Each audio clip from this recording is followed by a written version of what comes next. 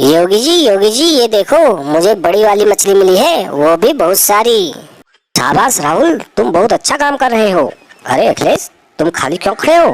कुछ काम धंधा भी कर लिया करो, बड़े कामचोर हो यार तुम। योगी जी, मछलियों से मुझे बहुत डर लगता है, मुझे कुछ और काम दे दो, ये राहुल कर लेगा। अबे अखिलेश, कल ही तो तुमने मछली खाई थी ना, वो भी कांटे वाली। खाते वक्त तो डर नहीं लगता तुम्हें? अरे यार राहुल, समझा करो, जब मछली जिंदा होती है तो तब मुझे डर लगता है ना, मरने के बाद तो उन्हें खाना ही पड़ता है। चुप करो तुम दोनों।